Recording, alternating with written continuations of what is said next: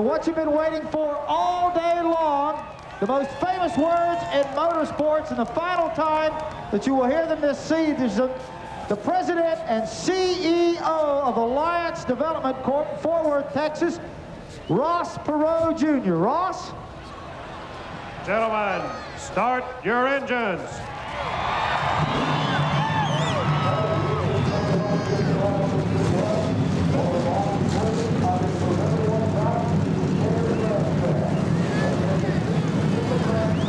Races, 8,960 laps, and today at Atlanta Motor Speedway it comes down to the final 328 laps. In the next 4 hours we'll know who the NASCAR Winston Cup champion is. 200 miles an hour in a rolling cage on street. Slick black, hot track, terror at my wheels. I gotta put it up front, stay on the gas. This is at 190 miles an hour. First across the line, gotta be first across the line. 17 years ago, a quiet kid from Corpus Christi slipped across the line into Winston Cup racing. Today, Terry Labonte holds a scant 47-point lead over his nearest challenger teammate, Jeff Gordon. The task would seem simple. Finish 8th or better, and you're the champion. But it isn't quite so easy. The bones broken in his left hand have not healed. And despite a splint for support and electrical wires to mask the pain, you can see the discomfort in Terry's face when he climbed out following the final practice yesterday afternoon. One would believe he would have to take that left hand off the wheel during this 328-lap marathon today. And if he does, and if he can prevail, years from now we'll look back to Monday's headline and says, this tough Texan won the title single-handedly. Gotta be cool. Stay on the leader. Watch the walk. I gotta stay in the crowd. Run a little hot. Watch out in the air. Somebody's coming, better get out of here.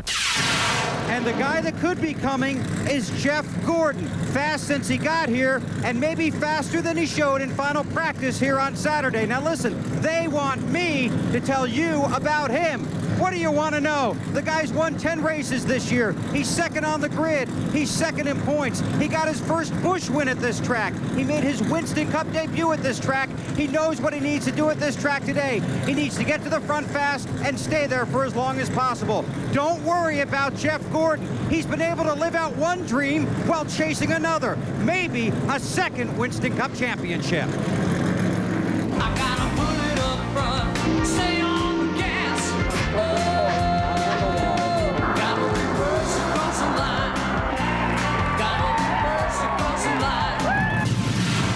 As far as the championship is concerned, there is absolutely no pressure on Dale Jarrett and his team. They have third place locked up. They have nowhere to go but to the front, and that's exactly what they plan to do. This is the car that has won 2 races for them this year at Charlotte and at Michigan. DJ, 99 points behind Terry Labonte. He's a long shot, but hey, last night Evander Holyfield was a long shot too, and look what happened in the fight ring. He beat Mike Tyson.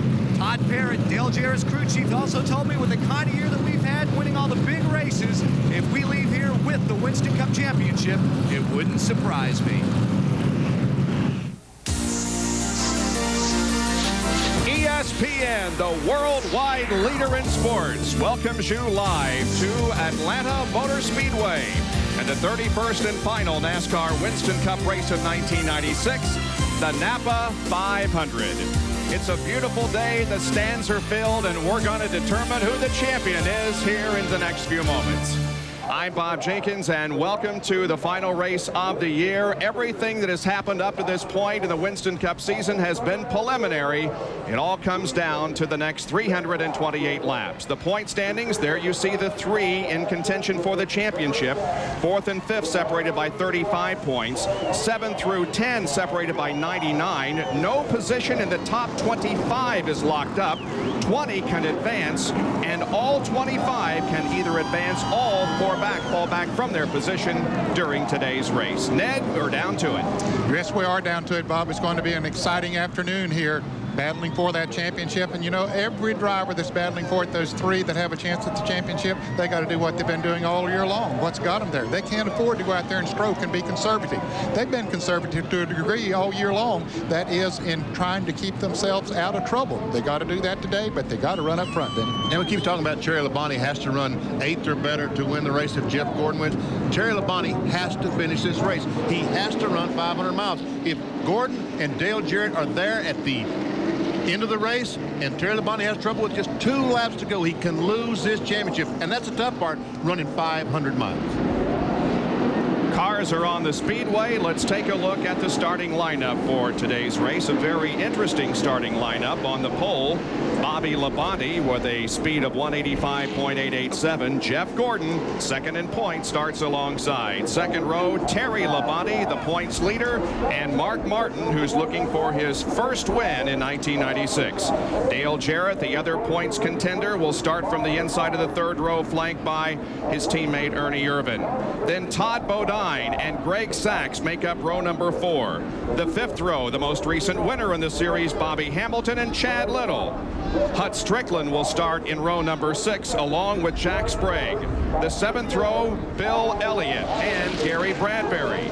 Row number 8, Rick Mast and Johnny Benson Jr., the Rookie of the Year.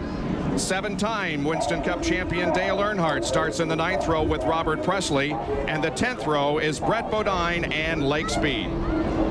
And 11th row, Joe Nemechek and Billy Standridge as the cars go down the front ready. Row 12, Ward Burton and Elton Sawyer. That's the Harry Vernier car. Row 13, Bobby Hillen and Ricky Craven. Row 14, Randy Baker and Ricky Rudd. In the row 15, Loy Allen and Rusty Wallace. Row 16, we find John Andretti and Wally Dallenbach. Row number 17 is Michael Waltrip and Sterling Marlin. Row 18, Ted Musgrave and Dave Marcus. Row 19, Darrell Waltrip, last year's pole winner here, and Jeff Bodine. Row number 20, we find Ken Schrader and Jeff Burton. Of course, they both use provisionals to get in the field. And the row 21, of course, are provisionals as well. Jimmy Spencer and Morgan Shepherd. And we had some top-name drivers load up and head for home, failing to make the race, including Jeremy Mayfield, Ron Barfield, Dick Trickle, Kenny Wallace, Derek Cope, and Kyle Petty. Each of those drivers failed to qualify fast enough to get into the field and had no provisionals available, or were lower than others who were eligible for provisionals. Well, there are some very key people in this race here today. Those are the spotters that will be in radio communication with their drivers, telling them where the activity is on the racetrack and guiding them through these 328 laps. And making sure that when they're alongside traffic, as they come off the corner, they don't go up and squeeze that guy on the outside into the retaining wall, or going in the corner if someone's on the inside, and making sure they don't run that car on the apron and causing that car to spin. Here's Dale Jarrett's onboard camera, third in points going in. A shot at the championship today if things go right for him and wrong for Jeff Gordon and Terry Labonte. Here is Jeff Gordon, who's going for his second straight NASCAR Winston Cup championship, trying to become the only driver who has won 2 Winston Cup championships in his 20s. Mark Martin won 4 times in 1995, is winless in 1996. He has been so close on occasion this year. He's looking for his first victory lane of the season. Kenny Schrader will leave the Rick Hendrick team at the end of this year. He had to take a provisional to get in the race and starts from the rear of the field back in row number 20. Brett Bodine could use a boost. He got a boost earlier this week when he found sponsorship for his effort in 1997. So he has at least a psychological drive for this race this afternoon. Loy Allen Jr., the last ride for the car sponsored by Health Source. He would like to bring home a victory here today for that sponsor. And there we see Rusty Wallace in the 2 car. Another driver who's had trouble the last few races. Had 5 victories in 1996, but none recently. Michael Waltrip, another one of those drivers who has yet to visit victory lane. In fact, in his career, he's sporting some different colors this year, or this race rather. It's a silver car, and that's being done in conjunction with a movie that we will tell you about a little bit more. Jeff Burton missed the field here in the spring after a good run at Daytona. He has a lot to prove here today. Jeff Burton ready to go in the NAPA 500. And here is Rusty Wallace, one of those guys who's fighting for a position in the point standings. He'll finish in the top 10, but would like to move up a position here this afternoon. See these fellows weaving back and forth, trying to get some flex in those sidewalls, trying to loosen those tires up just a little bit as Jeff Gordon back and forth, and to make sure that all the debris that could be on those treads of those tires are off. You know, you wonder what's going through the driver's mind right now, Ned, but race drivers tell me that they're most comfortable when they get in the car, it's fired, they get the visor down, and they get ready to go racing. This is the moment they've been looking for, no doubt about it, and probably the most relaxed they've been in a little while, especially when they come around this time and get that green flag. Looking ahead, we have the Labonte brothers right ahead of Dale Jarrett. And, of course, it's very important to lead a lap. Jeff Gordon, that you see up there on the outside of the front row, would like very much to get those 5 points early, leading the first lap so that he can be that much closer to the championship. On the other hand, Terry Labonte would like for his younger brother to let him go around and be the first to lead. This is going to be a very, very critical first corner. Who's going to get those 5 bonus points the first time by? The green flag is out. The NAPA 500 is underway. The championship at stake.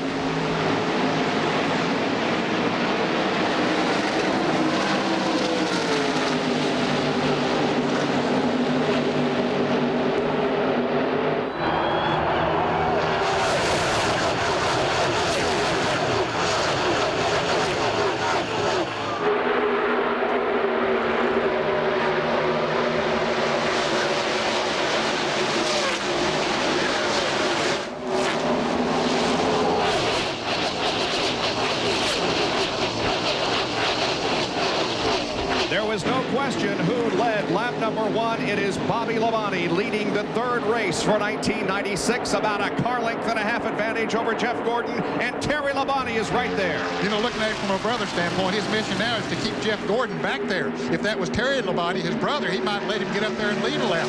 But Terry's got to get around Jeff, and he's making that move right now. Here comes Terry to the inside at the line. They're side by side, and they race into the first corner. And Labonte goes into second position. Now he sets his sights on his brother and the 5 bonus points for leading the race. It looks like Mark Martin trying to get under the 24 car. Trying his best to get by. Could not make it.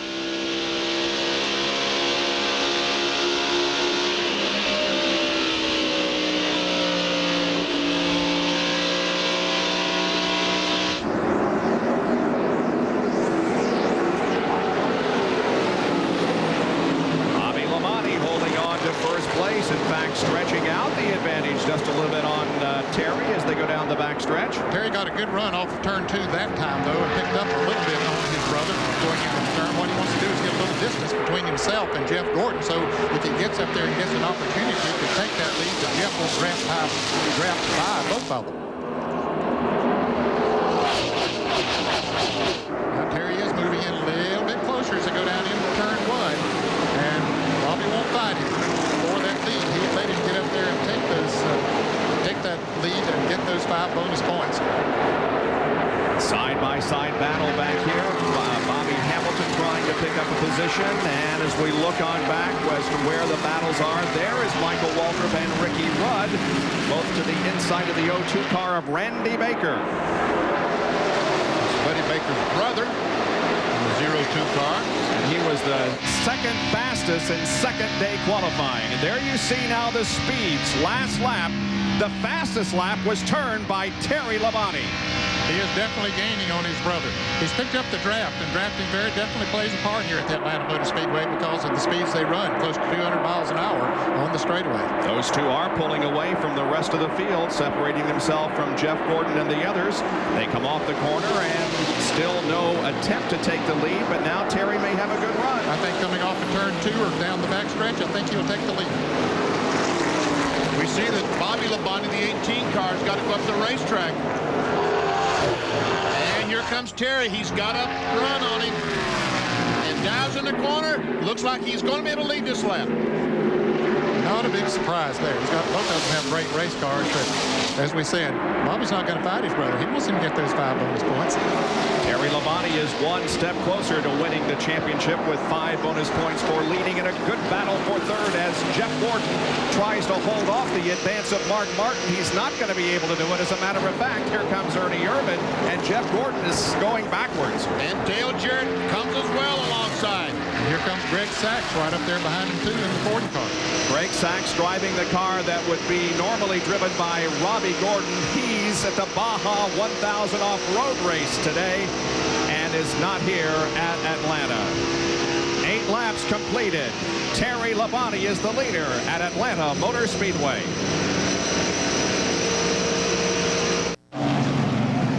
Back at Atlanta Motor Speedway, defending Winston Cup champion Jeff Gordon has a problem. Gordon said the car is vibrating. It's gotten worse and worse and worse. And now we can see the left rear tire has worked its way loose. Actually, they've already changed right side tires. And now as caution being shown on the speedway due to an incident involving the car number 29. The problem continues here. Gordon in the pits. He now goes 1 lap down as Bobby Labonte goes by. They will change all 4 tires. And Bob, a tough break for Jeff Gordon and a tough break also for Robert Presley. A heartbreaking situation for Jeff Gordon, and it came so early in the race. He's now a lap down, but we are under caution, and it is because of the 29 car driven by Robert Presley. We have the tail end of it over the backstretch to see if we can determine what happened. Looks like he got too high and goes up, and I tell you what, I don't know that he hit the wall. They might just barely. There is a dark mark up there where the tire just might have brushed the wall. But Ned, did he do a great job? Boy, and a lot of other drivers did too. He came right down through the middle of a lot of race cars. That could have been a big wreck. Jerry, tell us more about Jeff. This is the left rear tire off Jeff Gordon's DuPont Chevrolet. Take a look here at these lug nut openings. Ordinarily, they would be round, but you see they're oval here. What's happened? This wheel has worked its way loose and begun to bounce up and down, and actually the stud here has allowed this opening to vibrate back and forth. This whole tire was bouncing and vibrating. They came in and made a change, but they lost a lap, and of course, this could possibly cost this team a shot at $1.5 million. That's kind of an unusual thing to happen so early in the race, huh? It really is unbelievable. And he actually went 2 laps down. He is shown as 2 laps down, but don't count him out yet. It's very possible to make up a couple of laps here. It's been done before, so although Jeff has suffered a setback, he is not out of championship contention. Back in a moment.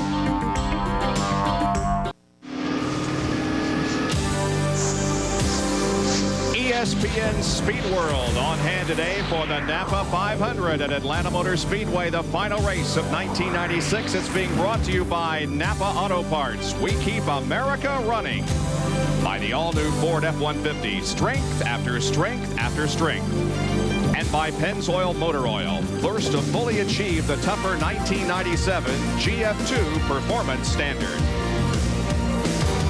We are under caution at the moment, however, set to go back to racing. And in fact, the green flag is out. Jeff Gordon was in again, and he now starts from the inside and doesn't look like it's running much better, Jerry. Well, they told Jeff Gordon to be very, very careful. He is now 2 laps down. They brought him back down pit road a moment ago, changed the right rear and checked the left rear. They torqued every single lug nut. I asked Ray Evans and said, hey, we torqued them all before we left the garage this morning. We're not sure what the problem is. That may not be the whole problem. Maybe something else in the rear end. That's what we told you. You have to be very, very careful for a couple of laps. Well, he's got some fresh tires right now. We can see that he clearly is the fastest car on the racetrack as he goes by Terry Labonte. Now if he can catch Bobby, get in front of him, and the caution flag should wait to get one of those 2 laps, he's back. As of right now, Jeff Gordon has slipped back to 3rd position in the point standings, and Dale Jarrett has moved up 1. We will, of course, track the championship for you throughout the afternoon, so you'll know who not only is leading the race at the moment, but who is the championship leader at the moment. One of the cars on the move is the Black 3 of Dale Earnhardt, who started 17th, and he's up to 8th.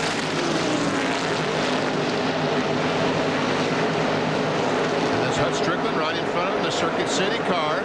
And also Greg Sachs giving a good ride to the first Union Pontiac today. And And here's Gordon getting one of those laps back. Boy, it didn't take him long to run Bobby Labonte down. It sure didn't. That car is all right now. Remember now, under NASCAR rules, if the caution comes out now, the pace car picks up the leader, Terry Labonte, and Jeff Gordon gets to go around the whole racetrack and get one of his 2 laps back. So right now, I think that Jeff Gordon would just try to stay in front of the 18 car. There's no point in trying to make up a mile and a half on the green flag. Just stay there and hope for a caution play. That's exactly right. He does need to over-punish the car.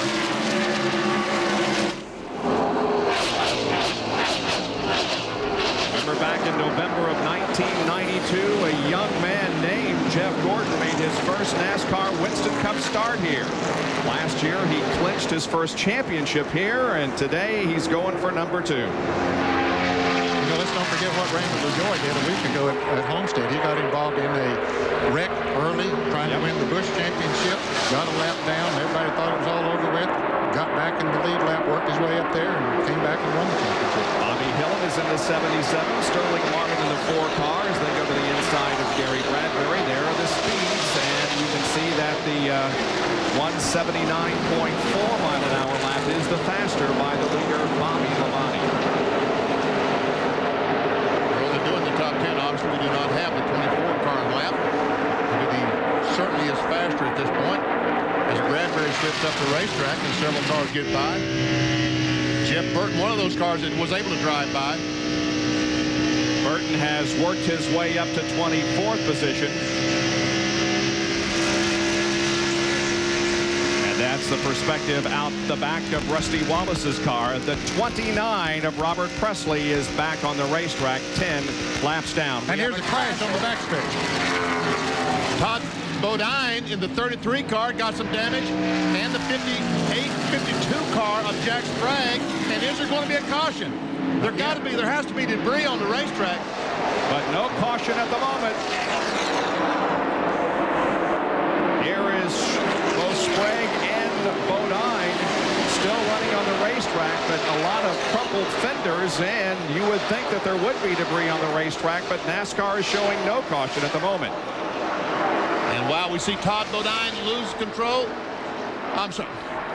There is Sprague going into the pits, trying to get some of that crumpled sheet metal away from the tires to permit him to go back into competition. Boy, a great qualifying performance by Jack. Now let's take a look at the replay. It happened on the backstretch. This is what I was talking about just a moment ago. That's Todd Bodine. Might have been just a little bit of contact between Sprague and Bodine. Bodine goes around and Sprague runs into the cars. And look at these cars now. They're going to, Todd Bodine is going to save this car. He's not going to run into the inside wall. Wow. That was a great job of driving by Todd Bodine and, for that matter, Jack Sprague. Now Todd Bodine is in the pits getting some. Let's go to the pits and John Kernan. A lot of front-end damage on Todd Bodine, and they were hoping for a good run today after qualifying so well. The nose is pretty much torn away. What they're going to try and do is tape it back, and Ernie Irvan just getting around Terry Labonte out on the racetrack, but the crew will have to tape what's left of the nose together. Todd will go back out and run just simply 4 laps. Let's go to Bill Weber. Jack Sprague sits in his car on pit road, hood up, heavy right front damage. They're going under the hood to see if they can't make some repairs under there. But Sprague, who had hoped for a very good day after a great qualifying effort, sits on pit road as the field charges by. So the work continues on the Jack Sprague and Todd Bodine cars, both hoping to get back out there. Meanwhile, it is Bobby Labonte continuing to lead. Ernie Irvan, as you heard, took over 2nd position from Terry. Mark Martin is 4th, and Dale Jarrett is 5th. Jeff Gordon is a lap down.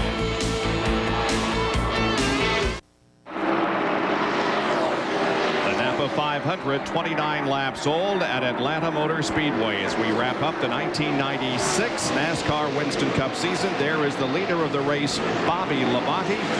Running right behind him, Ernie Irvan and Terry Labonte.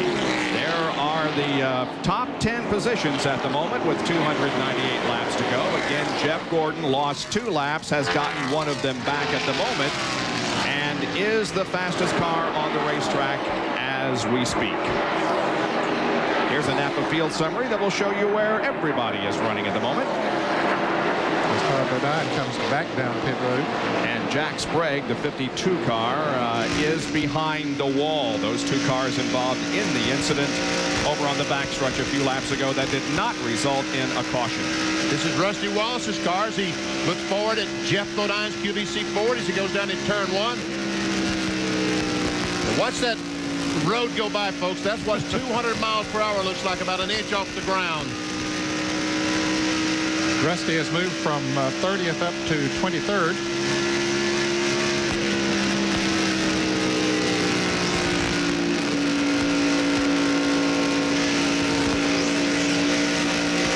Jimmy Spencer that we saw Jeff Bodine go by.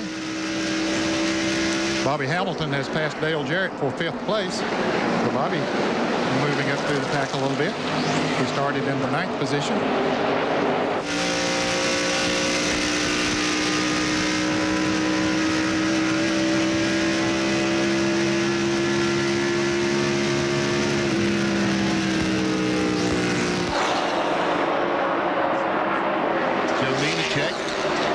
Followed by Sterling Marlin.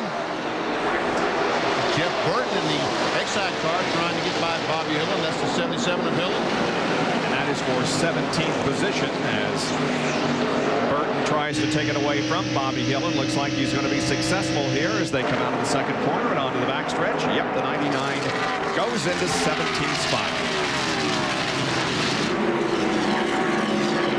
Mentioned that Dale Earnhardt has moved up a couple more spots. He just took over 7 a lap ago. Jeff Burton has talked the group in front, and there's Michael Walker. There's the lead of the race. Bobby Labonte, Interstate Batteries, and we can say Chevrolet today for the last time. Next year that will be a Pontiac. Joe Gibbs' team going to Pontiacs. They've run Pontiacs in the NHRA for a couple of years now, and Joe's going to Pontiac for Winston Cup also. Now Terry Labonte comes back up on Ernie Irvin, the battle for second spot. Behind him is Mark Martin. There's Mark.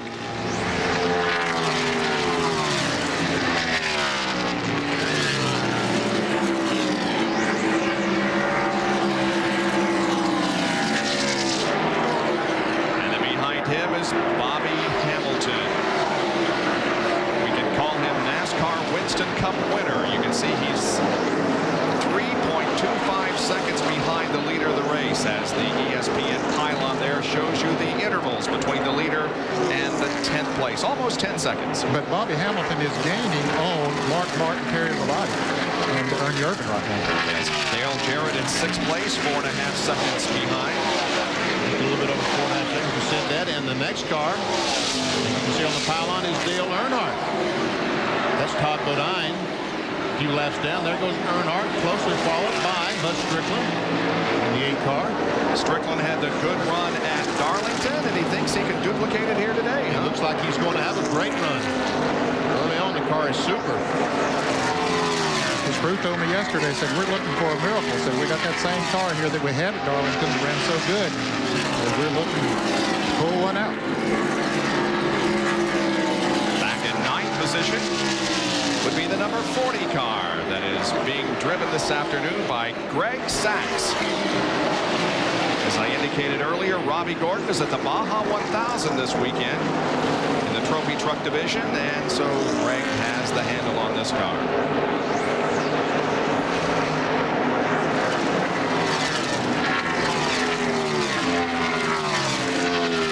Notice the fastest time in that last lap was Ernie Irvin at 176.0.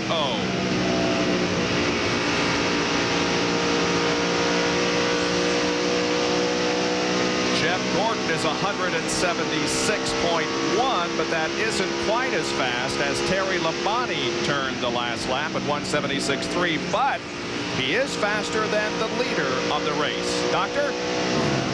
A moment ago, Ray Evernham radioed Jeff Gordon. You know how important it is to keep a driver psyched about his chances of winning. He said, hey, Jeff, partner, just keep digging. I'm working on a plan. We got a plan that's going to work here today. And you might speculate that plan would be possibly just 2 tires on that first pit stop, or maybe even they would gamble with the gas and go. Jeff Gordon coming up on Morgan Shepherd, who's in his last ride in the 75 car. He's back in 34th spot. And John Kernan is with Jack Sprague, as Jack was one of those involved in the incident on the backstretch a few laps ago. Jack Sprague is in the garage area, a lot of damage. And Jack, last week he won out Las Vegas in a new truck, but this week a premature. What happened? Tight. It really ain't hurt that bad. It's just cosmetic, but we're not in it for the points or anything. I was just passing Todd there for 10th, and apparently a spotter went on break. I don't know, but that's racing. That stuff happens. It looked like we were going to have a good day. We could run 10th, 11th. They're pretty comfortable, and we knew we could get it freed up a little bit, but it's just a little too early to be racing quite that hard. And you know, he was holding me up pretty good, and I figured he wouldn't put up a big battle getting by, but he did, and this is what happens, and that's the way it goes. But I just like to thank Rick and everybody at Hendrick Motorsports for the opportunity. We've had a great year. I guess, guys, that's what you could say. That's racing. That is racing, and somebody who is really racing out there is Jeff Burton in number 99. He has moved up to 12th position. He started 40th. Wow. How about that? Obviously, the car does not qualify very well, but races great. Had to take provisional to get in the race. And John Kernan has more. Well, you know, we always talk about how Atlanta Motor Speedway is a super speedway. Well, that car that Jeff Burton is in is a short track car. His crew chief, Buddy Parrott, told me, hey, we're bringing the car that ran so well at Richmond a couple of months ago. And caution is out on the racetrack. That will help Jeff Gordon get back one of his laps. But that is the short track car that Burton has. Buddy Parrott says, hey, on the long runs, it's going to be fast as lightning. You can see the reason for the yellow. There is caution on the racetrack. It's just past the start-finish line, and it belongs to Lake Speed's car. What happened? Can we tell from this angle? Let us see. Looks like Jimmy Spencer goes up and makes a little bit of contact, or Knocks the bumper off. Yep. And so that is one of the breaks that Jeff Gordon needed. Now makes up the complete lap as the caution comes out on the racetrack. See now, folks, the pace car is in front of the 18 car. There he is, and the 18 car right behind him, and Jeff Gordon is meanwhile just driving all the way around the racetrack and catching up to the field, making up almost a mile and a half. Now, Terry Labonte had really gotten fast there. Those last 5 laps, he had passed Ernie Irvin back and was catching his brother Bobby Labonte. So Terry's car was really getting good there, but everybody will be coming into the pits now. Here they come. Here they come. First service of the day on pit road as Labonte, Irvin, Martin, and others come down for their first stop. Here is Bill Weber. Waiting for Dale Jarrett to bring his quality care forward on the pit road. Mark Martin slides by first. Now Jarrett is here. This will be 4 tires and fuel. They're going to make a chassis adjustment. They were also going to make a track bar adjustment, but DJ said no. We tried that. It didn't work out, so they'll try and do it with wedge. The Labonte brothers are in and Jerry is there. Right side tires already going on. Bobby Labonte, they will tighten their car up slightly with an adjustment in the left rear. Bobby is down and away. Terry also now pulling out just behind the car 94 of Bill Elliott as they head back to turn 1. As everyone comes out from the pits after having completed their first service of the day, we are going to take a break. 45 laps have been completed here at Atlanta Motor Speedway. We are under caution because of debris on the racetrack from Lake Speed's car. The back bumper torn off in contact with Jimmy Spencer. Stay with us for more of the NAPA 500.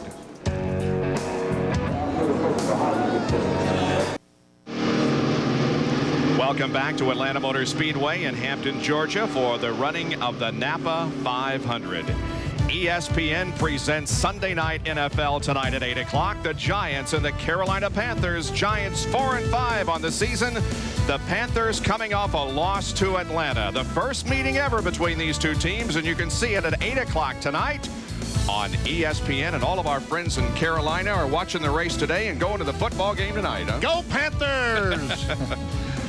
There is Jeff Gordon. He's now 1 lap down, and he will be able now to pull to the inside of the long line of cars on the lead lap and get an opportunity to get his second lap back. Jerry? That could be an omen for that DuPont team. They made one lap up on the racetrack rather easily, and now they came in, put 4 tires on, 1 can of fuel, and as you said, Bob, that's exactly what's going to happen. He's going to be up alongside the lead cars and have a shot at pulling off and getting back that lap. Let's check in with John Kernan. Jerry, I'm up in Rusty Wallace's pit. He's been in for the second time. The problem is in the right front bumper, some piece of debris out there on the racetrack came through and punched a hole in it. So the crew has been busy taping up that hole. They'd like to be able to put and pop rivet a piece of aluminum over it to keep the air out of there, because if air gets through that hole up into that right front, it's going to cause the car to push in the turns. But right now, all they've been able to do is put a bunch of that 200-mile-an-hour duct tape on it to patch it up. So we'll see if that works. But Rusty is way back in the field. Getting set for the restart of the race, there is Dale Jarrett. Again, he is currently second in the points because of the misfortune experienced by Jeff Gordon. But we're a long way from the end of this race and the determination of who wins the Winston Cup. The green flag comes back out. Jeff Gordon slides up between Bobby Labonte, the leader of the race, and second place Ernie Irvan in his pursuit of another lap. Give a call to Bobby Hillen's crew. He came out in 6th place on that pit stop. Had a great pit stop. I don't know if he just changed 2 tires or what. Dale Earnhardt's about to pass him. You see on the right of the screen there, but they did have a great pit stop. Bobby Hamilton made a quick in and out. Jerry, why? Bobby came back in. Bobby Loomis said the 28 team in front of him left the tire on pit road, and Bobby hit it leaving the pit, banging the front air down. They had to come back in and pull it back out. That cost them a lot of track position. Jeff Gordon is trying to get his second lap back, and he does. Sliding up ahead of the lead of the race, Bobby Labonte. An impressive performance here after the misfortune by Jeff Gordon. He's still, remember, though, back in 36th position, but he is back at the tail end of the lead lap. 35 cars on the lead lap.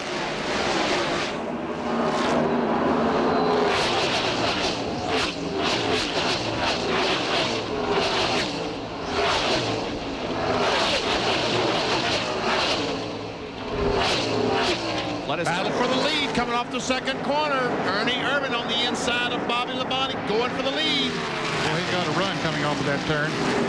Labonte staying up on the outside groove, and look how deep Labonte drove it into the turn. But here comes Irvan back down on the inside once again. And Mark Martin, 2 Fords on the inside, 2 Chevrolets on the outside. Top 6 positions right there, along with Dale Jarrett and Dale Earnhardt. Still a side-by-side battle for the lead. Ernie Irvan to the inside and Bobby Labonte to the outside. And all of that racing side by side is letting Jeff Gordon just pull away from him. Bobby Labonte is eligible for $136,800 in Unocal bonus money. The Unocal bonus has never been won here in Atlanta. Jeff Gordon was the most recent winner of it at Pocono. Now Dale Earnhardt did win the pole. Oh, crash. Randy Baker crashes. That will bring out the cautions out, and Jeff Gordon is back in the lead lap. Yes, he is. There is Jeff Gordon at the end of the backstretch. He's well ahead of those back of him that are battling for position. Look at Dale Earnhardt trying to come up to 3rd spot on the inside of Terry Labonte. Let's watch this battle off the corner and see who goes where for the restart as the caution comes out. Gordon's back on the lead lap. Ernie Irvan, the leader of the race now. Wow. How about that?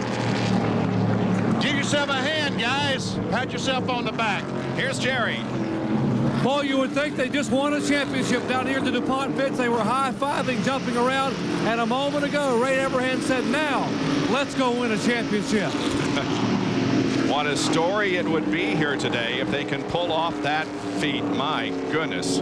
It looked bad for Jeff in the early going, falling 2 laps down, but he has already made up to 2 laps, and we're only 53 circuits into this event. Here's the crash that has brought out the caution. Right at the top of your screen, the car is smoking. And then all of a sudden, the car goes sideways. When he tries to correct it, it goes sideways again and comes up. He's going to back in the fence right there. And the debris slides down the racetrack along with Randy Baker. There we see the debris sliding across. No other car involved, however. Ernie Irvan has the advantage now over Bobby Labonte, Terry Labonte, Dale Earnhardt, and Mark Martin.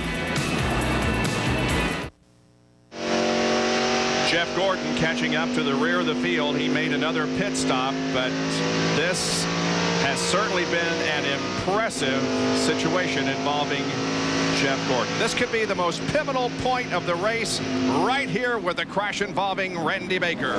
There we sit right on the top.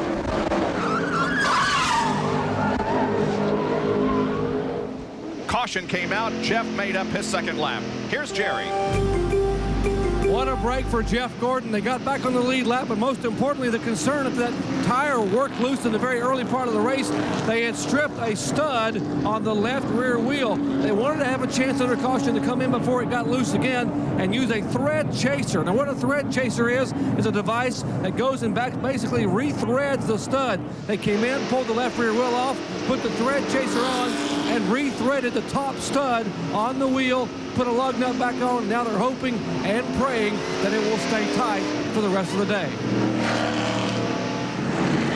And Jeff Gordon now moves up into the 29th position for the restart of this race, which will come momentarily. In the meantime, though, we'll take another break from Atlanta Motor Speedway.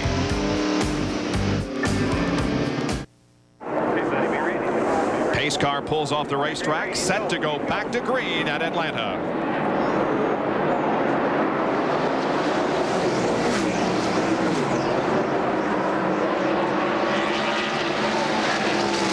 Bobby Hillin running up in 7th position, only took 2 tires on that pit stop. He got some great track position. He was 6th, he's now 7th, so still hanging up there. Bobby Labonte now up on the deck of the 28 car driven by Ernie Irvin.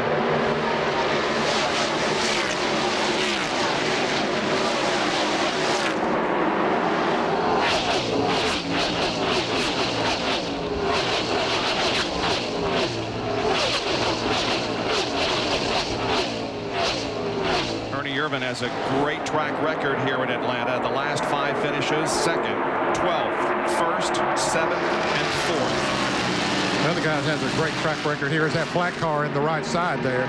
Bobby ready driving deep into that corner, but look there on the right of your screen is that black car, Dale Earnhardt, all the way up to 4th there now, and he's on the move. He has 8 wins here at this racetrack, the most among the active drivers. Yesterday afternoon in practice, Dale Earnhardt had some contact with another driver. They had to change a ball joint, 2 tie rod ends. They also changed 2 springs, a sway bar, 1 shock. A lot of changes on that 3 car, but here comes Jeff Gordon trying to march his way back to the front as he goes by Loy Allen. The Napa field summary will show you where everybody's running, including Jeff Gordon.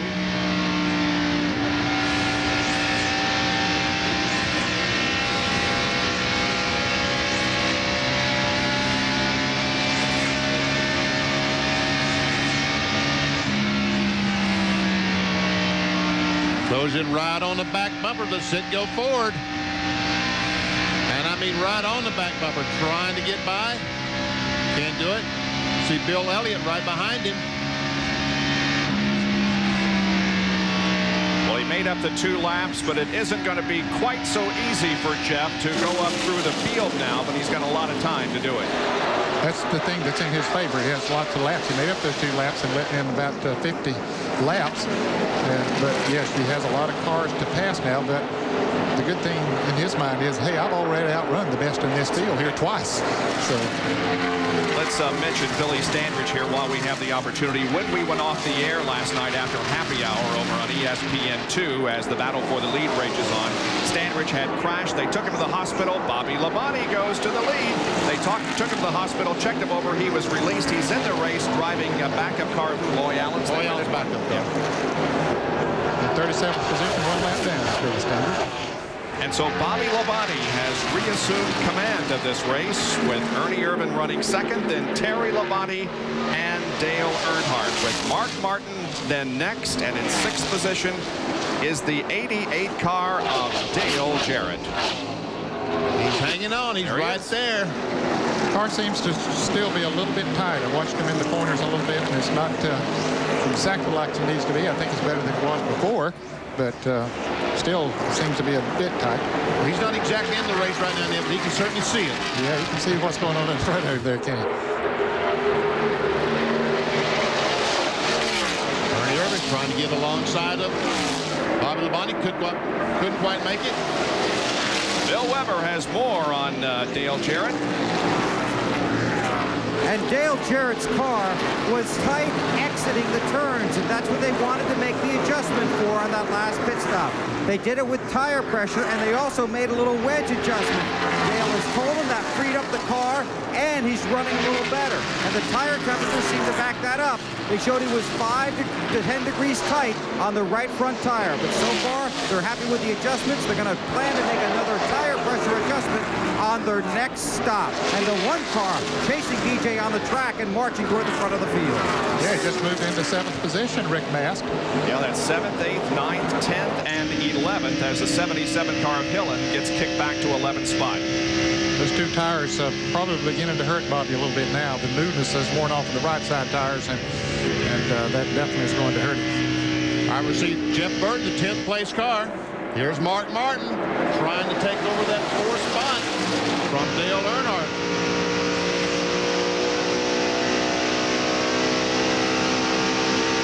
And we see Terry Labonte right in front of these fellas. As we told you earlier, Mark Martin can knock Dale Earnhardt out of 4th place in the point standings this afternoon with a good, better finish than Dale Earnhardt. He's only 35 points behind Earnhardt coming into this race. And boy, every position is worth a little bit more money, in some cases a lot more money. Yeah, up towards the top. Yeah. It changes dramatically up there, like 100,000 per spot. Jeff Burton has picked up another spot. Here comes Bobby Hamilton to the inside of Bill Elliott. You can see the damage to the right front on Hamilton's car. There was Mark Martin on the inside of Earnhardt. That's for Ford. Oh, didn't get it done. Earnhardt drove her down in there, didn't he?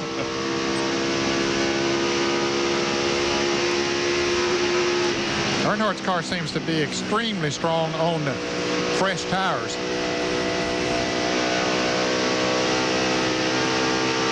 The difference between 4th and 5th in the point standings is $30,000. Is that all? I thought it was more than that. But it really falls off at 4th position. There's $1,080,000 difference between 1st and 2nd. That's quite a drop. Yeah, from $1,005,000 to $420,000. Here comes Dale Jarrett. He's gaining on these fellas, close in on the back bumper of Mark Martin. But guess who is threading his way up through the field rather quickly? Jeff Gordon. No big surprise. It's up to 22nd.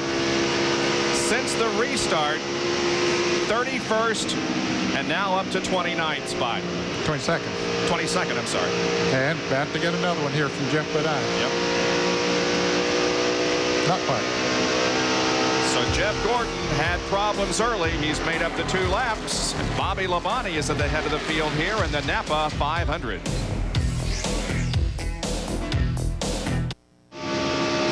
Bob Jenkins, Benny Parsons, Ned Jarrett, John Kernan, Bill Weber, and Dr. Jerry Punch back at Atlanta Motor Speedway for the grand finale of the 1996 NASCAR Winston Cup season, the NAPA 500. It's Bobby and Terry Labonte at the front of the field, then Ernie Irvan, and then we have this trio led by Dale Earnhardt. Martin got it beside of Earnhardt a couple of laps ago, but couldn't make the pass. I think Mark Martin has decided to back off now and follow Earnhardt. Keep his tires cool as he can. Yeah, you can use those tires up in a hurry trying to pass someone. Get down the inside and pinch it down and scrub those tires, build up the heat on them. Especially this racetrack with the corners. Each corner, 1 and 2 and 3 and 4, are 1/2 mile long. The straightaways here are only 1/4 mile long. So this racetrack, long corners.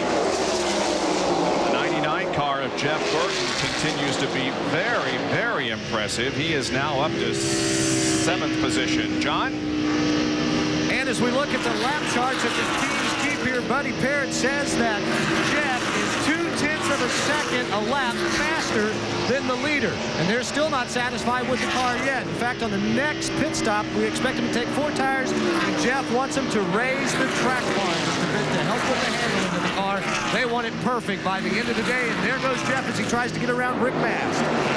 Yeah, that is for 7th position, so Jeff is now in 7th, Rick back to 8th spot.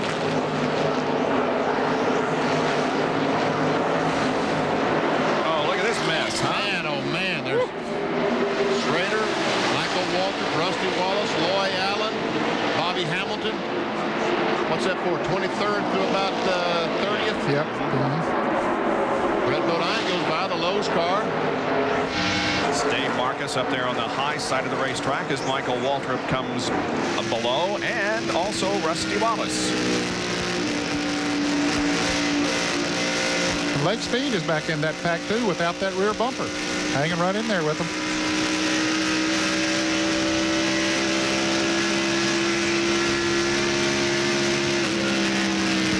In the battle also is Loy Allen. Loy Allen takes a look at Bill Elliott as he comes off turn 2. Elliott 28th, Loy 29th. Loy and that team looking for sponsorship for next year. Yep. Several announcements were made over the weekend. We'll tell you about as the race goes along. Terry Labonte in second position, and as Jeff Gordon continues to come up through the field and pick off positions, he moves back into second position in the point standings. But he's got a long way to go to win this title. Now Terry has caught his younger brother Bobby.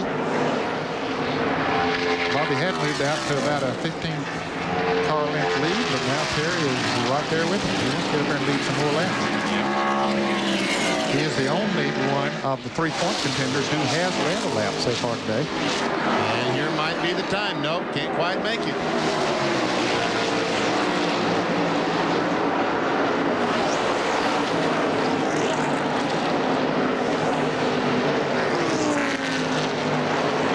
He's got a pretty good run. He does have a great run. Going to give it a shot. Turn 3. And Bobby will back off this time. So Terry goes back to the front of the field. And here's Schrader and Waltrip and Brett Bodine and others. Brett Bodine was in front of that group a minute ago. Yeah, and he's one of those who announced a sponsorship for 1997. Catalyst Communications and Frontier Communications will sponsor Brett Bodine for 1997. And boy, when you walked through the garage area yesterday and saw some faces that normally were with frowns because of their sponsor hunt, Brett had a big smile on his face all weekend.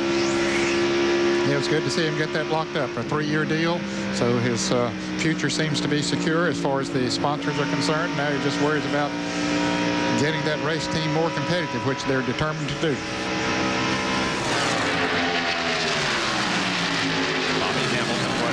Side of Brett. I mean, that's some really good race cars in that group. And Bobby Hamilton was, he was a real good race car up there running at the front before he had to make that extra pit stop during the caution, got back there in the pack. And as you mentioned, it is tough to come back up through the field. And you can see the damage to the right front nose on Bobby Hamilton's car where he hit that tire. And obviously that's making a difference on the handling performance of the Pontiac.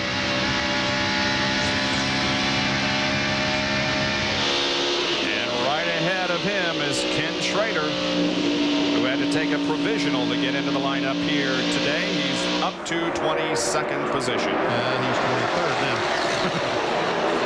Well, okay, you're right, 22nd. Whatever.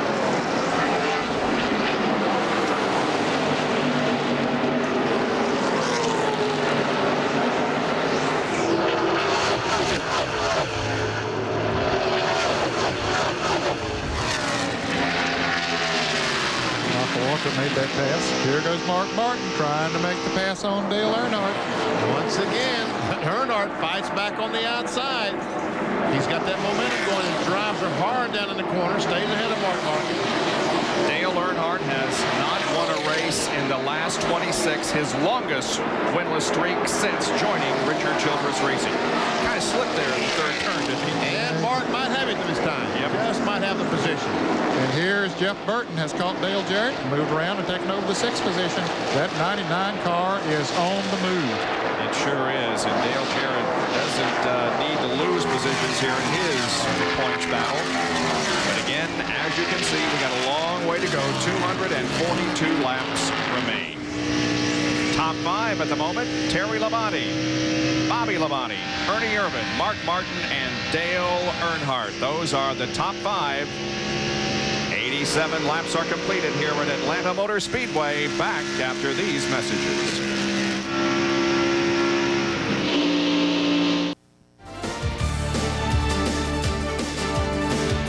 Hi, Linda Cohn in the ESPN studios. We'll get you right back out to the race in just a few moments. Later on ESPN, the final round of the Senior Tour Championship at 5 p.m. Eastern. What happened in yesterday's third round? Here's what happened. Jay Sigel taking control, and it helped on this shot. Hole number 5, 172 yards away, your par 3, and that's a one-hopper hole-in-one. Jay said he was kind of shocked with it all. He had 10 aces coming in, and here's how he stands after his third straight 69. He has a 3-stroke lead over Bob Charles heading into today's final round, which you can see on ESPN at 5 p.m. Eastern. And you know what? Following that, you got yourself NFL primetime. Chris Berman and the boys coming at you at 7 p.m. Eastern with a vision and the insight. And after that, of course, the Giants and Carolina. Carolina 4-0 at home, looking to increase that to 5-0. Let's get you back out to Bob Jenkins.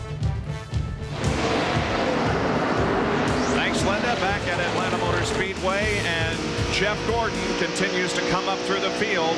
He's now up to 16th position, but the current NASCAR Winston Cup points leader, Terry Labonte, is the leader of the race. And so at the moment, the championship remains in the hands of Terry Labonte.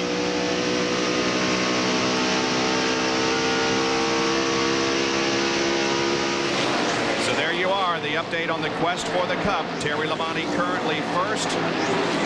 He has a total of 4,677 points. Jeff Gordon is 16th, and he needs to make up 112 points. He needs to gain 28 race positions to take over first in the standings. And how about Dale Jarrett? Well, he's passed Dale Earnhardt and moved up to 6th spot, and here comes Hut Strickland to also try to pass Earnhardt. Hut Strickland is on the move in the Circuit City Ford number 8. He has come from pretty far back to catch this pack of cars. He was about a straightaway behind him about 15, 20 laps ago. And now he has run him down past Earnhardt and has caught Jerry. We saw Mark Martin and Dale Earnhardt racing so hard 10 laps ago. And right now, Mark Martin is just driven away. He still runs in 4th place, but Earnhardt has dropped back to 8th spot.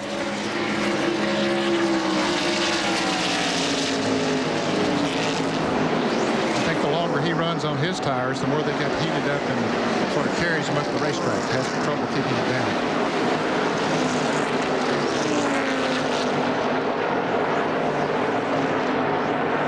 That 99 car of Jeff Burton could be the fastest car on the racetrack. He has moved up from the next to the last row, 40th spot. That's where he started this race from, and he's currently 5th. He is definitely gaining on the leaders too, Bob. Coming through some traffic and just motoring up through it.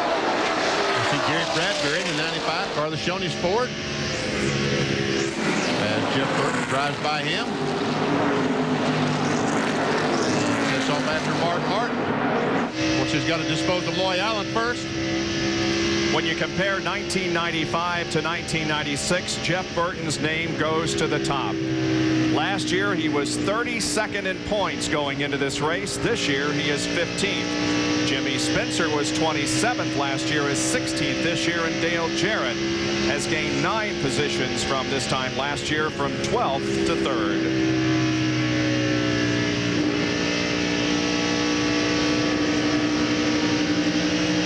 Well, Loy Allen wasn't much of a problem. Now, can he catch his teammate, Mark Martin? Give him about 5 laps. Now let's check the speeds now and see who's fastest out there. Well, it is Terry Labonte, but by just a little bit. But that's on a given lap. Yeah. You know, I still, Burton is gaining on him, so he's got to be, some laps has to be faster. So, you know, when we clocked that particular lap, he might have been passing a car or something and took a little bit off his speed. In fact, we did see him passing Loy Allen on that lap. So. By the way, Todd Bodine has been in and out again in the 33 car. He had contact earlier in the race and messed up his car. He's running back in 38th position, 6 laps down. Meanwhile, wow, look at Burton now, man. Yeah, get out there by himself. He is the fastest car on the racetrack. pit stop stop should be coming up in a few minutes. We'll take a break before they happen. Terry and Bobby continue to pace the field with Urban, Martin, and Burton, the top 5.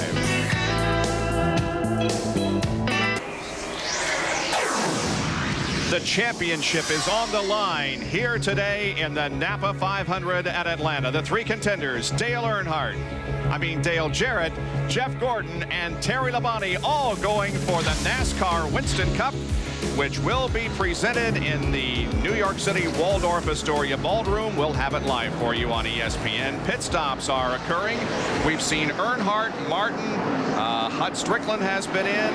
Rick Mask, Ricky Rudd is in at the moment. The 40 car of Greg Sachs has been in as well. Here's Ricky Rudd's crew going to work on the right side of his car.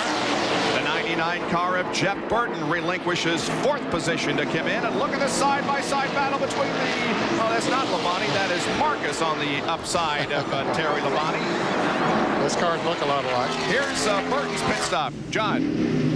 Right side tires already changed. They swing around to the left side. The car in traffic, when another car's in front of it, would get a little bit loose. They've decided not to make the track bar adjustment that they talked about. Instead, they added a ½ pound of air to both right side tires. A really good pit stop. Look at that, 17.3, a great pit stop. Sterling Marlin, 6th position, has come in for a stop. His work has been completed, and he is moving once again. Comes Ward Burton out in the 22 car. And looks like all the leaders might be coming in right now. Dale Jarrett will probably stay out there and lead a lap. He should, at least. Here comes Terry and Bobby and Ernie in all at the same time. But Dale Jarrett's not staying out there and leading a lap. I thought surely they would. So they come down now for their 2nd scheduled pit stop. The top 4. Let's go to Jerry Punch in the Labonte pit. Scheduled pit stops. The brothers Labonte separated by 7 years and 8 and by 7 yards on pit road. And down in front of them, Ernie Irvin in the pits. No chassis adjustment for Bobby Labonte. Right side tires going on the Interstate Batteries Chevrolet. Now, Terry Labonte. They made an air pressure adjustment on Terry Labonte to try to get the car from being too tight. As Dale Jarrett is in front of you, Bill Weber. 4 tires, fuel. They had trouble on the left front. 2 rounds of two rounds on the track bar. DJ a fresh drink, and he's away. And we'll check on his pit stop. Jeff Gordon now getting ready to pit. He's on pit road. Coming your way, Dr. Punch.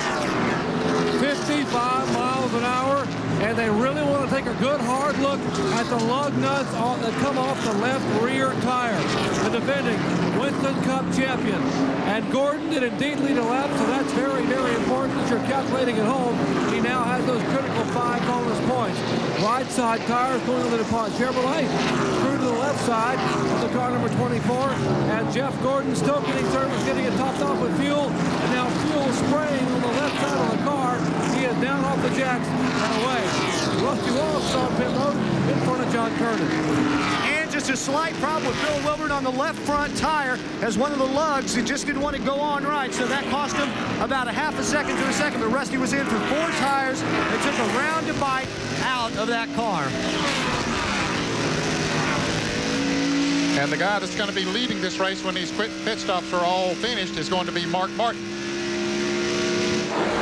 Here comes Bobby Hamilton slowing down and coming in for a green flag pit stop. And Michael Waltrip also is coming in. Jerry Punch awaits Bobby Hamilton. Well, our most recent winner in NASCAR Winston Cup competition, the STP colors. This is the color of the 25th anniversary car. You saw this color in Daytona to begin the year, and they painted it again to finish the year. Slightly damaged right front nose where he beat that tire on pit road, and now he comes in for routine service. Right side tires going on, getting it full of fuel. Robbie Loomis and company working for King Richard Petty and driver Bobby Hamilton. Left front lug nuts, left rear lug nuts, no adjustment. He is off the jack, down and away. Pit stop of 20 seconds in duration for Bobby Hamilton as he returns to the Speedway. The 99 car is once again making up ground on the Speedway. He is, if not the one of the fastest cars out there. Look at him pass Chad Little. He just blew by Terry Labonte a couple laps ago, and sits his side right now on Dale Earnhardt. The 11 car of Brett Bodine had the lead. However, he's come in for the stop now, John. They're busy changing the right side tires now on Brett Bodine's car. They're already finished. A little bit of a problem on the right front. A little bit of a problem on the right front. It looks like maybe the air gun, maybe a lug nut's got jammed into the air wrench. So this is really going to cause some problems for Brett Bodine's crew. Now they get that left rear tire changed. NASCAR official telling them they're missing a lug nut on the right front. Oh boy. After leading the race, staying out there, what a problem, what tragedy for Brett Bodine. Yeah, chances are he's going to be a lap down. He will be a lap down, I believe, now. Very lengthy pit stop for Brett Bodine. And you can see almost through the helmet how dejected he is, but you don't want to violate the speed limit going out. You got to keep your cool on the racetrack. Well, I'm sure he did. Because those situations are certainly going to happen there. We see Ricky Craven coming down pit road, some contact early in the race. We see the damage on the right side, and wow, folks are in the pit wall there for a moment. He was the leader when he came down pit road. Now Lake Speed is the only driver that hasn't made a pit stop, so he moves to the top of the leaderboard, and then Mark Martin will go back into the lead. I think this will be the first time today that Mark has led the race once Lake makes a pit stop. John, tell us about the Brett Bodine problem. This is the air wrench. Now when I depress the button, it's supposed to spin around. There's the button. You can hear the air escaping. It is not spinning. The air wrench seized up. So quite a problem, but you hardly ever see this happen. At first I thought it might have been a lug nut that got stuck, but no, the air wrench just seized up. Wow. Lake Speed has come in for his stop, and now the leader is Mark Martin. Mark Martin, Dale Earnhardt, and then Jeff Burton. And Burton is gaining on him, and Mark Martin is getting him some heavy traffic as he comes off turn 4. The contenders, Terry Labonte is 5th, Dale Jarrett is 8th, and 12th is Jeff Gordon. That's the way they stand at the moment, with the second round of pit stops completed under green. 116 laps completed in the NAPA 500.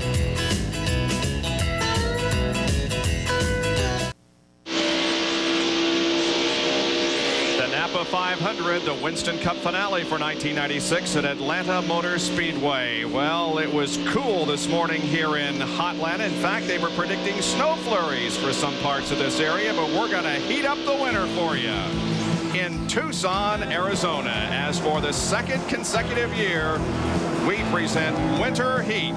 And it's late model action like this that you're going to see. The late models, Southwest Tour, and the Winston West drivers will go at it beginning 3 weeks from today. Young drivers like Chris Trickle will be back. Winter Heat, 6 races during December and January.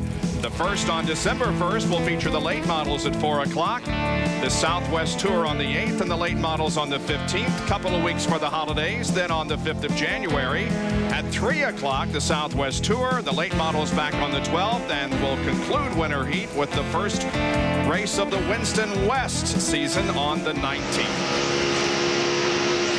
And look, the second place car right now, Jeff Burton. The third Jack Roush car. And right now, Mark Martin is having all kinds of problems trying to get by Jeff Bodine. And John Kernan has an update. Well, as Jeff Burton tries to claw his way into the lead, just a small problem might be developing on that number 99 Exide Ford. He radioed in a few laps after that last pit stop and told Buddy Parrott, we've got a problem. The engine is starting to miss just a little bit. They had then told Jeff, well, you might want to change ignition boxes, but then Buddy said, no, keep it where it is right now, because even with that little miss, you're still faster than the leader. Wow. That's pretty impressive. Really is. Just need to get the miss out of how fast you'll be. Here's Bobby Labonte going by Dale Earnhardt and Jeff Bodine. The time has gone a lap down. Jeff Bodine is showing in 22nd position. Now there are 21 cars on the lead lap. And Earnhardt moving to the inside of Jeff Bodine. Here comes Bill Elliott in the 94. He, however, is a lap down in 23rd. So they'll be passing for position if Elliott can get around. And And back in 10th spot now, moving into the top 10, is Jeff Gordon. On Trouble. track. Oh, we have a car in the wall. Joe Nemechek, I believe. Yes, it is. Joe Nemechek into the wall, and turn number 3 has damaged the right side of his car. He keeps the car up toward the wall so as not to get in anybody's way in the low side of the banking. And the 99 car of Jeff Burton goes into the lead. We do have debris on the racetrack. We see where he's made some contact at the Atlanta Motor Speedway. So I guess this problem started somewhere in the middle of the backstretch.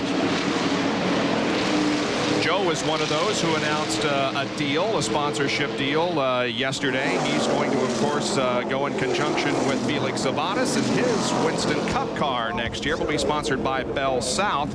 His Busch car will be sponsored by Bell South Mobility. So the slowdown once again because of an accident here at Atlanta.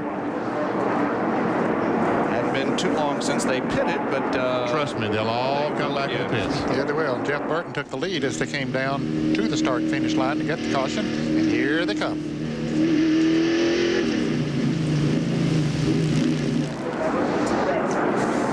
And he stops immediately. He's one of the first pits. I guess he is the first pit on pit road.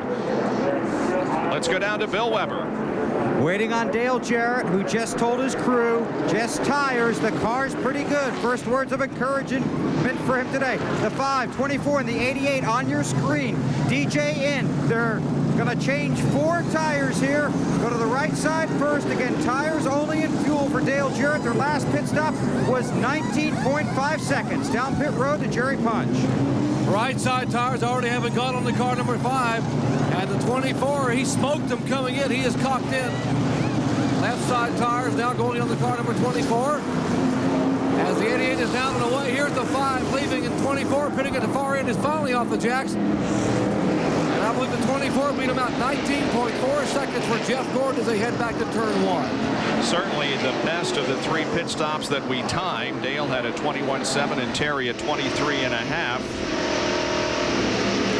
So we'll see how they line up for the restart. It would appear that I think Bobby Labonte only changed 2 tires. I think. Let's see who how they came out.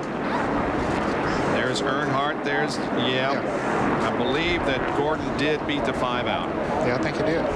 Because he is positioned right at the blend line, it does give him an advantage. All right, under caution here in Atlanta, we'll take another break.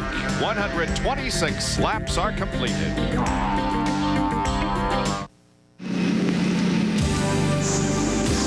ESPN's Speed World coverage today concludes the NASCAR Winston Cup season with the running of the NAPA 500. And it's being brought to you by AC Delco Automotive Parts. AC Delco, it's like buying time. By Texaco Havoline Formula 3 Motor Oil. Add more life to your car. Take it to the star. By the next generation of die-hard batteries. And by Daytona USA, the ultimate motorsports attraction. 128 laps out of 328 have been completed here in Atlanta. We are still under caution, so another break. Back in just a moment with more.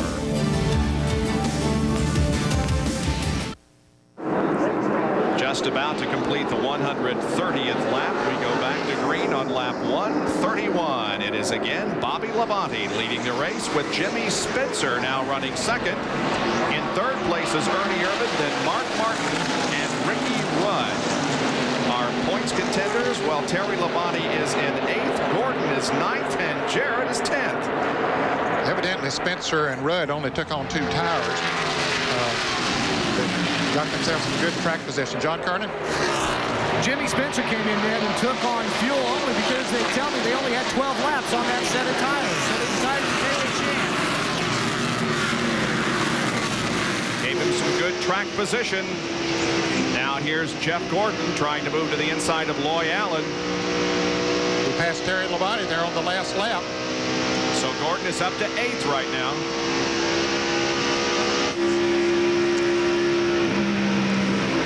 There we see Gordon, Labonte, and Dale Jarrett. Those are the 3 contender for the championship, as you said, Bob. They're running 8th, 9th, and 10th. But as long as Terry Labonte can see the tail end of that 24 car, everything is fine as far as the championship is concerned. Yep. Got to be careful going through this traffic of cars that are a lap down.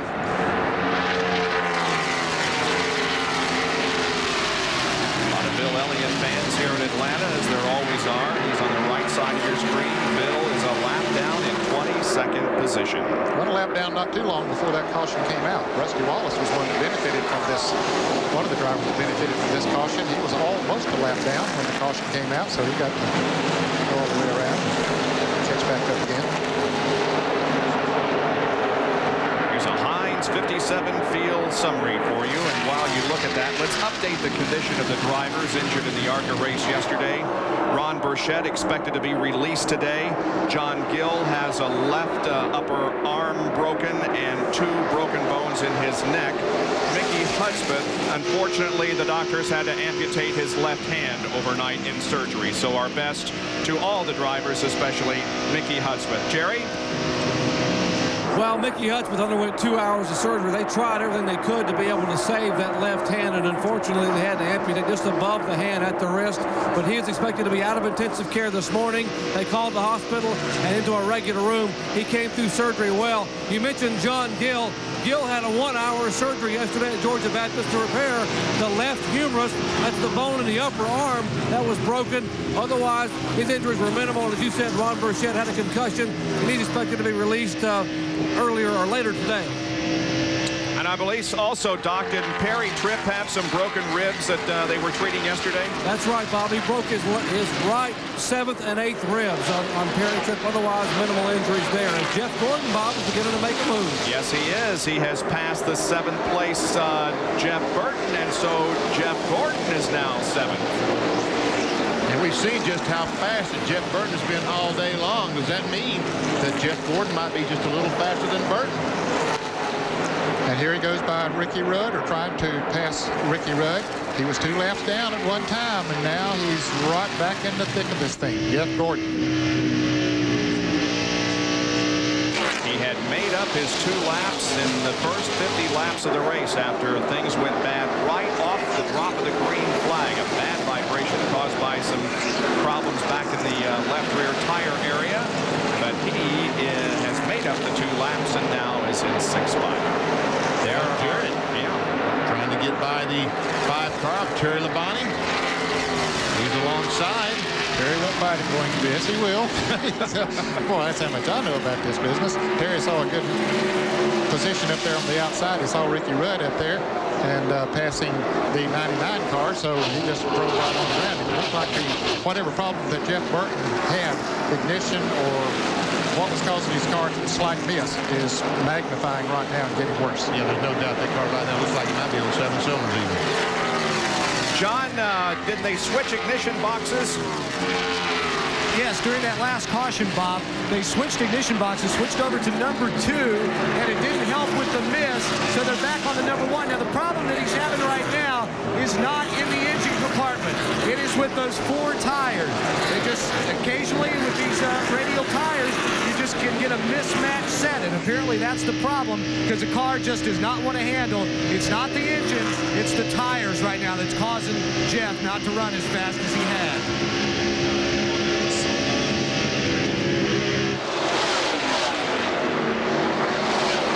All these fellas are going on. Jeff Gordon is just driving away from this group.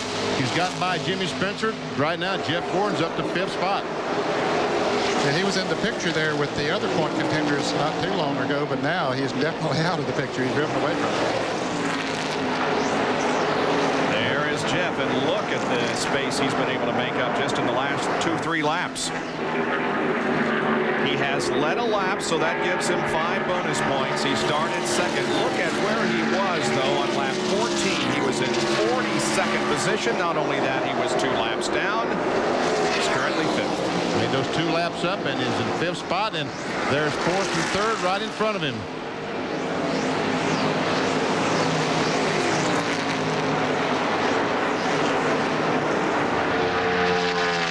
The the leader of the race on the left of your screen, Bobby Labonte, who started from the pole position.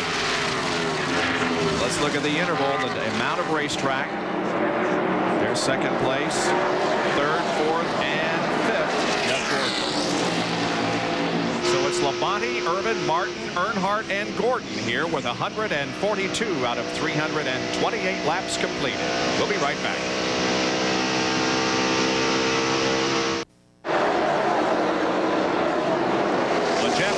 Has passed both Mark Martin and Dale Earnhardt, and Jeff has now worked his way up to third position, and that car is a rocket ship. It really is. And 1 and 2 that last time, it's like Mark Martin got loose or something, and Earnhardt had to back up because Mark was right directly in front of him, and Jeff Gordon just blew by both those cars.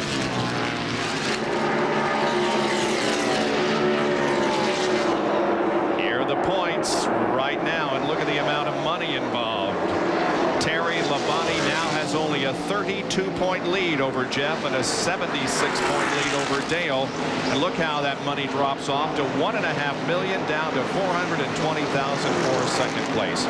Dale Earnhardt, as you can see, maintains his fourth place over Mark Martin in that very close battle for the fourth finishing position in the points. And Dale Jarrett is 76 points behind Jeff Gordon. Then we see Rudd, Bobby Hamilton, 70 points behind Rusty Waters, Russell behind Sterling Marlin. That's why we're reading this thing.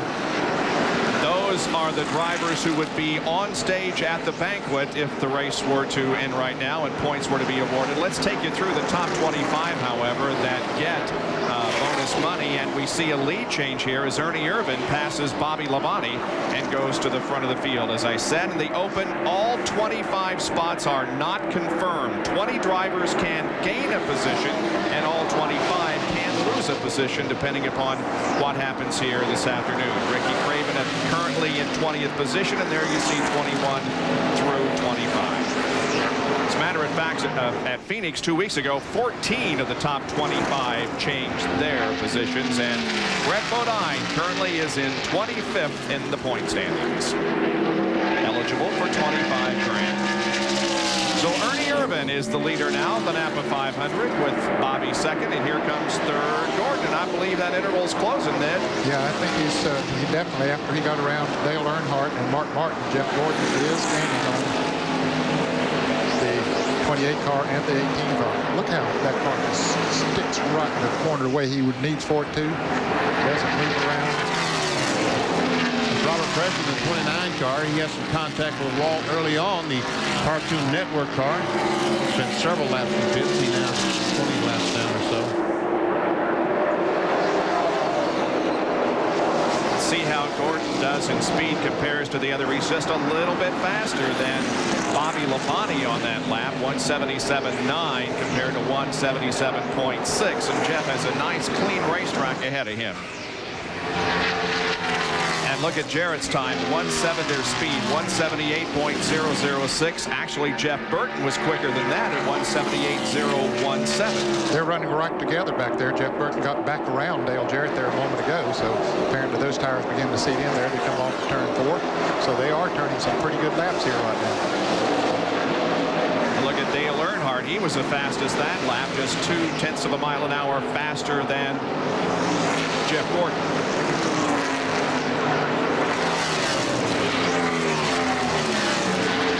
The championship is still very much at stake as Ernie Irvan leads this race, but Jeff Gordon now finds himself in third position, and Mark Martin is in fifth. Back after these messages. Stay with us. Hi, I'm Linda Cohn in the ESPN studios. Of course, we'll get you back out to the race in just a few moments, but first, we want to bring you up to date on the World Cup qualifying action. That's right, it's U.S. against Trinidad and Tobago, and they get it done. Tom Dooley, to be exact, with a header, putting U.S. up 1-0. We'll help to keep you updated, and there you see the score in a game going on ESPN2. Third round yesterday on ESPN. This is the Senior Tour Championship, and you're looking at Jay Sigel, who goes into today's final round on ESPN with a 3-stroke lead over Bob Charles after another, his third straight 3 under 69. And the final round coming up today on ESPN, 5 p.m. Eastern. We'd like to get you right back out to the race now. The NAPA 500, Bob Jenkins standing by. Bob? All right, Linda, and that golf will be coming up right after Championship Shop Talk, which will immediately follow our coverage of this NASCAR Winston Cup race. Jay Siegel, 9 under. Where is that? Someplace in North Carolina? No, South Carolina. Myrtle Beach, South Carolina, the tournament being held. All right. Is the leader of the NAPA 500 here at Atlanta Motor Speedway, the 31st and final NASCAR Winston Cup race of 1996. Bobby Labonte runs in second position. Jeff Gordon has moved up to third, then Dale Earnhardt and Terry Labonte. And of course that means Labonte still has the control of the championship. The third member of the contenders, that's Dale Jarrett, and he's running back in 8th spot.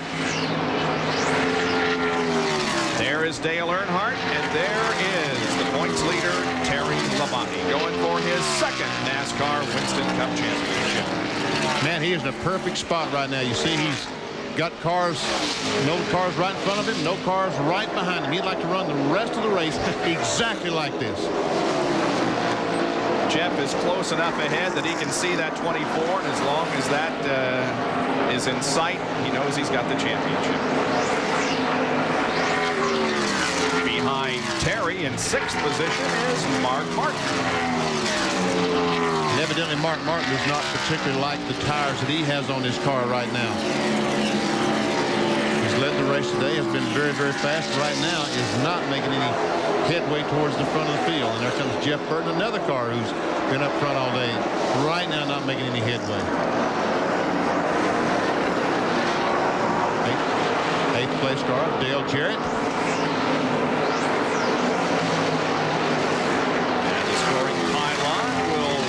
The next car running in 9th position is Ward Burton. Ward Burton. And right behind him is the 8th car of Hutch Strickland. They've been battling back and forth. In fact, they've switched that position a couple of times, Bob, in the last 10 laps.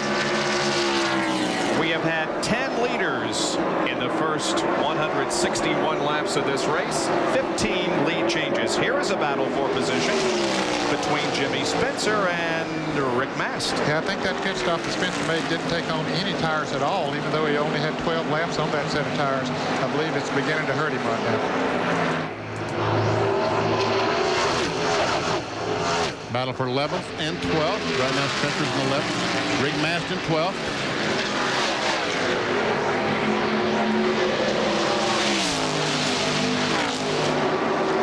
Comes Lake Speed, but he is a lap down in 21st position.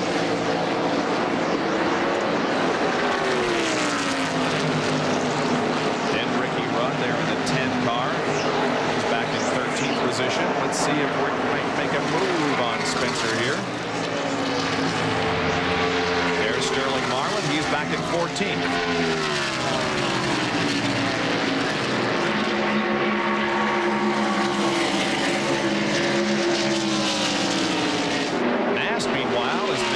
On Jimmy. Goes down to the inside, going into turn 1. Looks like he'll have him. Yes, he does. And then there's Lake Speed coming in there. Let's see where Lake Speed's shown. He's a lap down. Yeah, he's a lap down. Okay.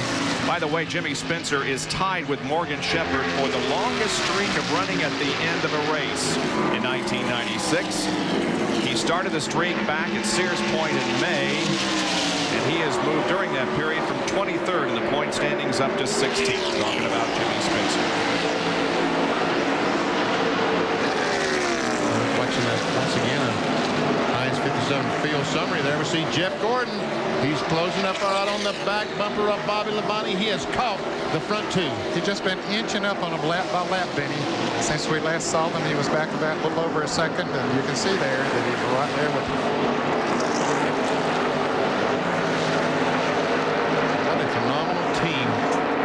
Rick Hendrick has put together with Jeff Gordon, Ray Evernham, and the entire Rainbow Warriors. 10 wins in 1996. As you look at the Heinz 57 field summary, remember the numbers in parentheses are starting position for that particular vehicle. And he takes over second. Jeff Gordon goes to second spot. sets his sights on the leader of the race, Ernie Irvan. Now, there's still time for anyone to lead the most laps. They're going to have to pick up and lead a lot of laps from here on out because Ernie Irvan and Bobby Labonte have both led a lot of laps here today. Getting close to the halfway point, though. This is going to complete lap 167 coming up. Didn't we just pass the halfway point? Did we? Okay. They won 64. Well, there's one of Jeff Gordon's crew members just watching his driver move toward the front. There doesn't appear to be any anguish in that pit right now. Would it be in your, that was your pit? No. He started 42nd on lap 14, 2 laps down, and right now he's in second spot. Greg Sachs, the last car on the lead lap, just got passed, and so we have 19 cars on the lead lap. But Ernie Irvan is the leader at the moment, with the lap car in between himself and second place, Jeff Gordon. Bobby Labonte runs third, Terry Labonte is fourth, and Dale Earnhardt is fifth. We'll be right back.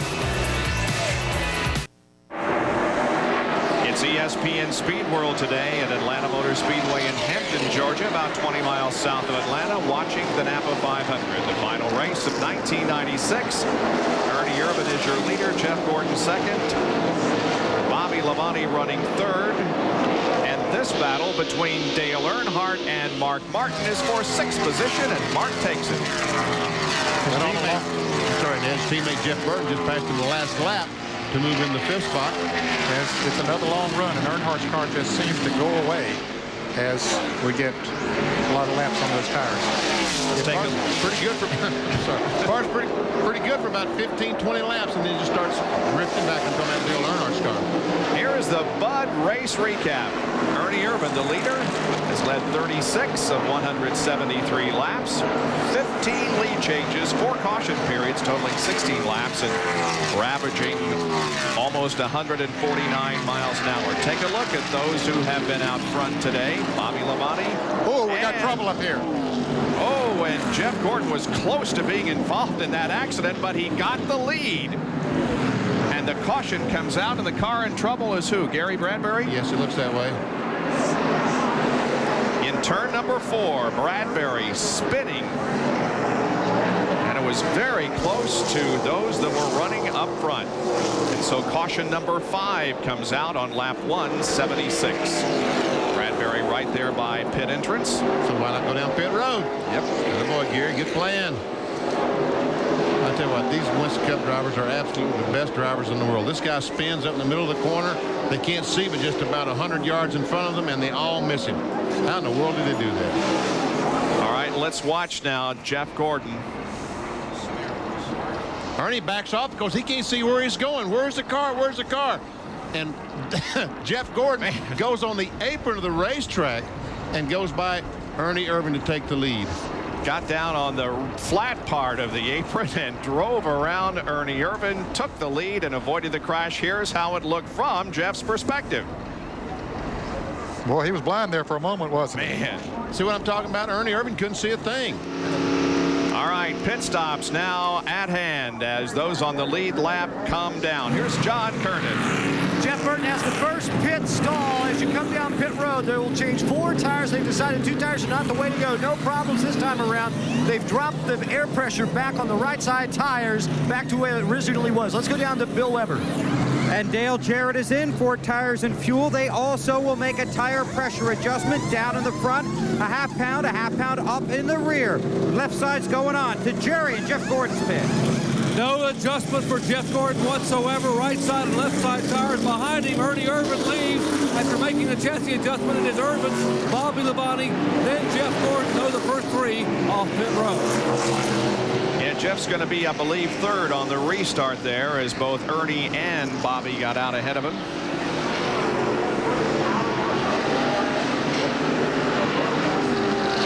Slowly down the backstretch under caution for the Gary Bradbury incident over in turn number 4. We're 176 laps into this race. Let's take a break and be back with more from Atlanta Motor Speedway.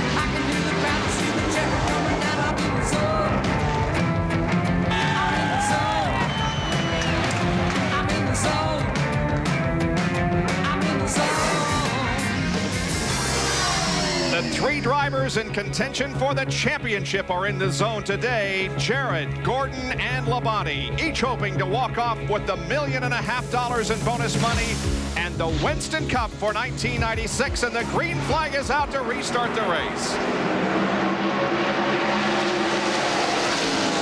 Ernie Irvin came out of the pits first. He's in the lead.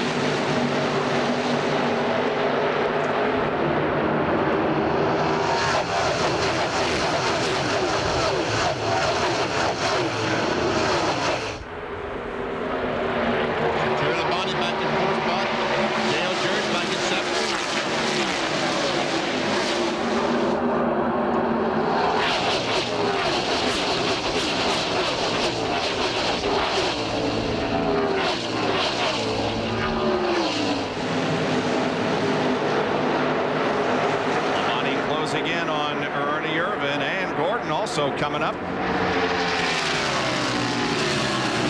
Labonte, the 18 car. Interstate batter Shirley was the pole sitter. Looks like he's going to take a run at Ernie Irvin off turn 4. Decided not to.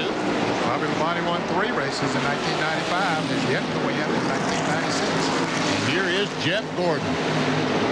24 car, DuPont Chevrolet, right on the back bumper of Bobby Labonte.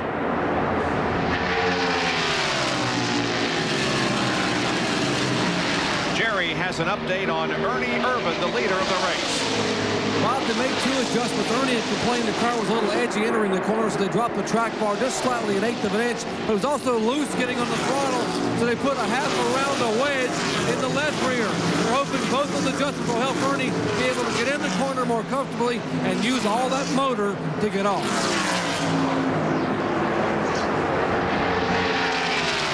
Well, Ernie Irvin leading the race. Boy, what a incredible finish to the year it would be for him. But look at Jeff Gordon as he tries to get to the inside of Bobby Labonte. Several awards will be handed out at the banquet, and at the moment Ernie Irvin leads the AP Parts Meet the Challenge Award by 13 over Bobby Hamilton. That's worth $30,000, and it's the award given for advancing the most positions from start to finish.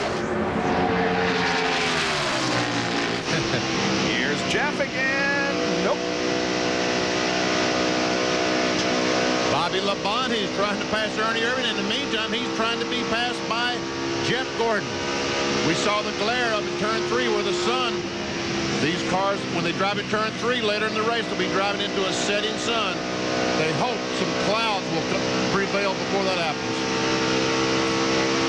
Been a mostly sunny day here this afternoon, although cool. Temperature was only expected to reach the 50s here in Georgia today. And as I indicated earlier, they were predicting some snow flurries for the mountains north of Atlanta this morning. But the skies cleared quickly here in the greater Atlanta area. Gordon now is going to take second from Labonte into turn 1. Bobby Labonte could see that they were losing ground to the 28 car of Ernie Irvin, so he said, let Jeff go. We will race. We'll settle this later on. Let's go catch a 28 car.